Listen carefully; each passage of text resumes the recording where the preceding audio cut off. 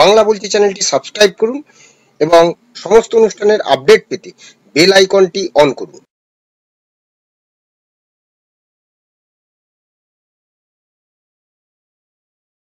নমস্কার, বাংলা বলছি চ্যানেলে আপনাদের স্বাগত। সঞ্জয়ের ফাঁসি চেয়ে রাজ্য সরকার তড়িঘড়ি হাইকোর্টে গেল।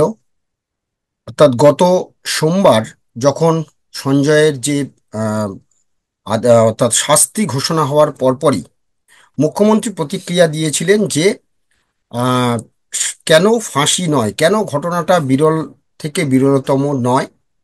এবং তারপরে সন্ধেবেলা তিনি এক্স হ্যান্ডেলে জানিয়েছিলেন যে তিনি অর্থাৎ রাজ্য সরকার এর বিরুদ্ধে ফাঁসি চেয়ে হাইকোর্টে যাবে, এবং মঙ্গলবার সকাল হতেই হাইকোর্টে এই নিয়ে গেছেন এবং উচ্চ আদালতে গেছে, এবং সেখানে মঙ্গলবার সাত সকালে সেই মামলা দায়ের হয়েছে, গৃহীত হয়েছে।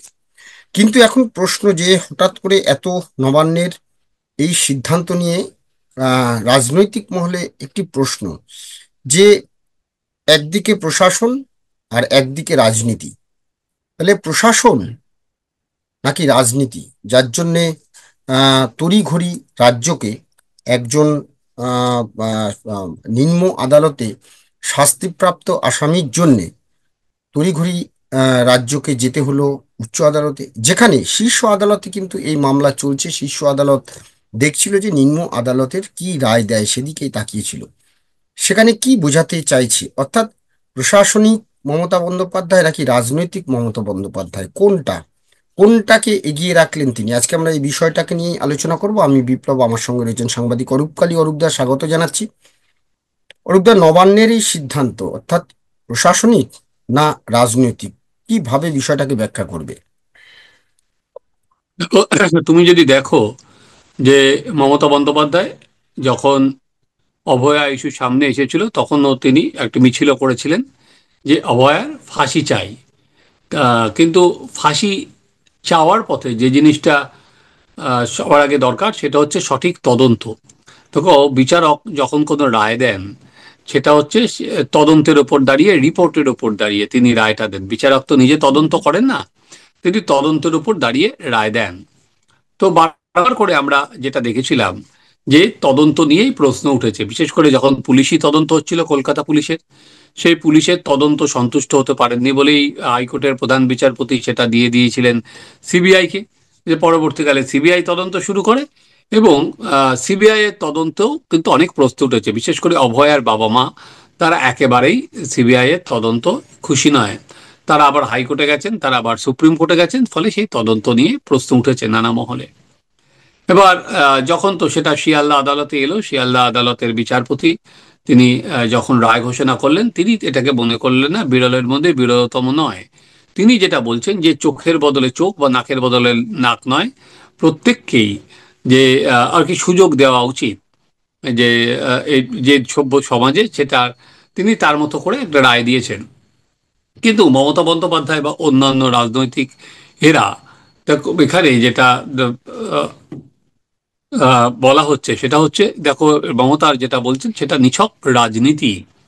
কারণ এই রায় শুধুমাত্র বিরলতম নয় বলে যে ফাঁসি দেওয়া হয়নি সেরকম তো নয় বিপ্লব। এই রায়ের যদি তুমি পড়ো, এই রায়ের ছত্রে ছত্রে লেখা হয়েছে যে কলকাতা পুলিশের কিভাবে তদন্তে গাফিলতি আছে, কলকাতা পুলিশের এসআইদের ভূমিকা, কিভাবে তথ্য লোপাট করেছে, এগুলো সব রয়েছে। হুম। তাছাড়া তারপরে আরজিকর হসপিটালের ভূমিকা নিয়ে আছে, হুম। সন্দীপ ঘোষের ভূমিকা নিয়ে আছে।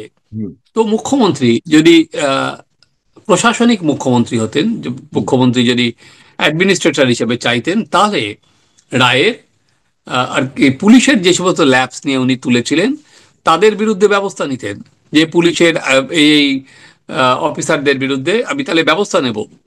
এর আগেও যখন তুমি দেখবে সুপ্রিম কোর্টে মামলাটা চলছিল, তখন কিন্তু জাস্টিস পারদিওয়ালা বলেছিলেন তার বাকি আইনের ক্যারিয়ারে তিনি এরকম দেখেনি, এরকম পুলিশের এরকম গাফিলতি। কিন্তু উনি একবারের জন্য কিন্তু বারবার করে যে পুলিশের গাফিলতির যে প্রসঙ্গ উঠছে তিনি তার মধ্যে ঢুকছেনই না।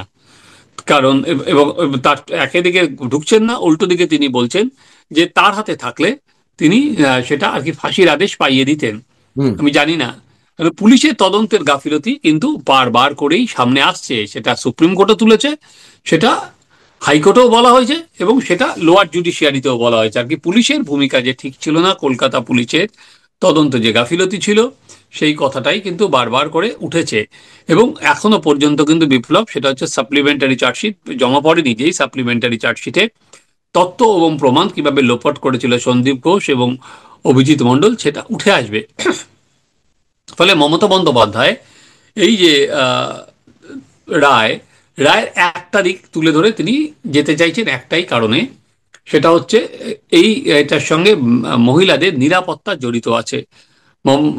যে মমতা বন্দ্যোপাধ্যায় যেটা দেখানোর চেষ্টা করছেন বা বলার চেষ্টা করছেন, সেটা হচ্ছে যদি শাস্তি তাড়াতাড়ি দিয়ে দেওয়া হয়, ওনার যুক্তি হিসাবে উনি হয়তো মনে করছেন যে যদি তাহলে হয়তো আর কি মেয়েদের মধ্যে একটা তিনি একটা জায়গা খাড়া করতে পারবেন। দেখো, মহিলাদের বিরুদ্ধে যদি আরজিকর কাণ্ডের পরে এটা বলা যায় যে আরজিকর কাণ্ডের পরে তৈরি হওয়া যে নজিরবিহীন নাগরিক আন্দোলন, এই নাগরিক আন্দোলন অর্থাৎ মমতা বন্দ্যোপাধ্যায় পরপর দুটো টার্ম এবং তিনটে টার্মের পরে তৃতীয়বার মুখ্যমন্ত্রী হওয়ার পরে এই প্রথম বোধহয় কোনো নাগরিক আন্দোলনের মুখে পড়লেন যা তাকে খুব বিড়ম্বনায় ফেলেছিল, এবং যে আন্দোলনটা কিন্তু মহিলাদের আন্দোলন ছিল বলা যায়। এবং আন্দোলনে সরকার এবং তার বিরোধিতার যে জোরালো বার্তা উঠেছিল, সেখান থেকেই কি প্রশাসনের একাধিক কর্তা এবং শাসক দলের অনেক নেতার বক্তব্য যে আরজি করের ক্ষত, তার মানে কি আরজি করের প্রলেপ দিয়েই প্রলেপ দেওয়ার চেষ্টা করছেন মুখ্যমন্ত্রী? না, এটা দেখো মহিলাদের বার্তা দেওয়ার চেষ্টা করছে। এর আগে আমরা দেখেছিলাম অপরাজিতা বিল, যেটা এখনো পর্যন্ত পাঠানো হয়েছে রাষ্ট্রপতির কাছে গিয়ে আছে। উনি সেটা আর কি প্রমাণ করার চেষ্টা করছেন যে মহিলাদের বিরুদ্ধে যদি কোনো কিছু হয় তাহলে জিরো টলারেন্স, এটাই উনি বারবার করে একটা বার্তা দিতে চাইছেন। কিন্তু ইন্টারেস্টিং, দেখো তুমি, যদি কড়া শাস্তি দিলেই বা ফাঁসি দিলেই মহিলারা নিরাপদ হয়ে যেতেন, বা মহিলাদের নিরাপত্তা যদি নিশ্চিত করা যেত, তাহলে একই দিনে সেদিনই যখন আর কি ফাঁসির বা যাবজ্জীবন যাই হোক যে আদেশ তখন আসেনি, সেই সময় আমরা একটা ঘটনা সার্ফেসে এলো। বাসন্তীতে একটি মেয়েকে এখনো পর্যন্ত অভিযোগ ধর্ষণ করে খুন করা হয়েছে, তার বাড়ির কাছে তাকে মাটিতে পুঁতেও রাখা হয়েছে।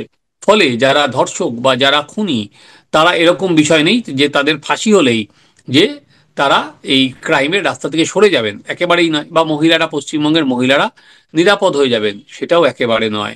ধরো মুখ্যমন্ত্রী যদি মহিলাদের না, অনেকের নিরাপত্তার বক্তব্য এখানে আছে যে হয়তো ফাঁসিটা হলে বা ফাঁসি হলে তো আর সাথে সাথে ফাঁসি হবে না, সেটা তো একদিকে। অন্যদিকে যেটা সত্যি সত্যি যদি ধনঞ্জয়ের মতো ফাঁসি হয়ে যায়, তাহলে এখন যে প্রশ্নগুলো উঠছে ধনঞ্জয়ের যে মামলায় 1990 সালে যে ঘটনা, 2004 সালে যেটি ফাঁসি হয়েছিল 14 বছর পরে, তো আহ, সেইখানেও কিন্তু এই প্রশ্নটাও উঠছে যে ফাঁসি যদি দেয়া হয় তাহলে হয়তো যা যা তথ্য প্রমাণ লোপাট তো আগে হয়েছে, এটাও হয়তো তথ্য প্রমাণ লোপাট হয়ে যেত। দেখো, সেটা তুমি যদি দেখো ধনঞ্জয়ের ফাঁসি সেই 2004 থেকে 2025, সেখানে কিন্তু পুরোটাই এই যে আমি যেটা বলি, এটা ফাঁসির দড়ি না, এটা রাজনীতির দড়ি। সেখানে দাঁড়িয়ে তখন বুদ্ধ ভট্টাচার্যের স্ত্রী মীরা ভট্টাচার্য নিজে রাস্তায় নেমেছিলেন, নিজে রাস্তায় নেমে এমনকি ফাঁসুরে নাটা মল্লিকের সঙ্গে একসাথে সভা করেছিলেন। তো তারপর কেন করেছিলেন, যেহেতু মারোয়ারি কমিউনিটি, এদের কাছে একটা মেসেজ দেওয়ার ছিল, এদের তরফে একটা চাপ ছিল, সেই জন্য দাঁড়িয়ে ধনঞ্জয়ের ফাঁসি ত্বরান্বিত হয়েছিল ওই আন্দোলনের ফলে বা তারা রাস্তায় নামার ফলে। এখনো দাঁড়িয়ে যদি তুমি 2025-এ আসো, মমতা বন্দ্যোপাধ্যায়ের অভয়ার আন্দোলনের পর উনি যেটা ভেবেছিলেন যে মহিলা ভোট ব্যাংক ওনার যদি আর কি নড়ে যাওয়ার একটা সম্ভাবনা আছে, সেখানে তিনি মহিলাদের কাছে একটা বার্তা দেওয়ার চেষ্টা করছেন। এবং এই যে আর কি সৌরভের মতো কোনো বল মাটিতে পড়তে দিচ্ছেন না, বাপি বাড়ি যা বলে মাঠের বাইরে করানোর চেষ্টা করছেন।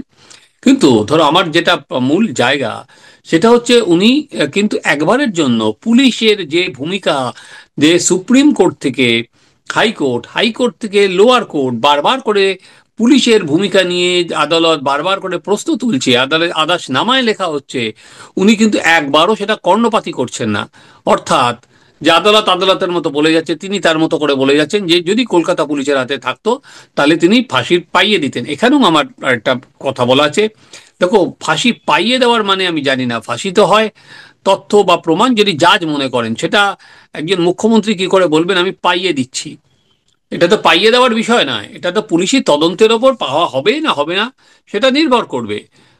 তাই আমার পুরোটাই উনি যেটা করছেন সেটা একটা রাজনৈতিক মেসেজ দিচ্ছেন, যে রাজনৈতিক মেসেজ যেটা মহিলাদের মন জয় করতে পারে। কারণ আমরা অর্থাৎ দেখলাম যারা প্রশাসনিক মূল পদে থেকে গেস্ট, রাজনৈতিক তিনি মেসেজ মহিলাদের মধ্যে দিতে চাইছেন ফাঁসি চেয়ে।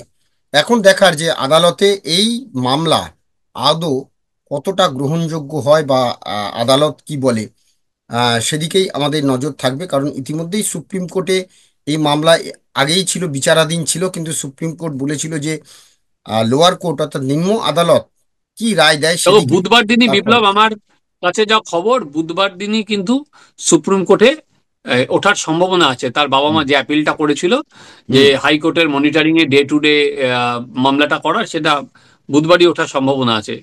যে ওদের এখন ওই অভয়ের বাবা মায়ের ওই করুণা নন্দী লড়বেন। হ্যাঁ, ইতিমধ্যে মুখ্যমন্ত্রী হাইকোর্টে গেছেন বা সরকার হাইকোর্টে গেছে, কিন্তু অভয়ার বাবা একটা কথা বলেছেন যে যা তথ্য নষ্ট করার তিনি করে দিয়েছেন, আর দৌড়ে অর্থাৎ তিনি আর দৌড়ঝাঁপ না করলেই অর্থাৎ ভালো করবেন। তিনি মুখ্যমন্ত্রীকে এটাই বলেছেন, যা নষ্ট করার তো তিনি করে দিয়েছেন, যা করার তিনি করে দিয়েছেন। তো এখন দেখার যে এই মামলা আদৌ কোন দিকে আবার যায়, সেদিকেই আমাদের নজর থাকবে। প্রশাসনিক না রাজনৈতিক, জয় কার, নজর সেদিকে। ধন্যবাদ অরূপদা, ধন্যবাদ আপনাদের। সবাই ভালো থাকবেন, নমস্কার।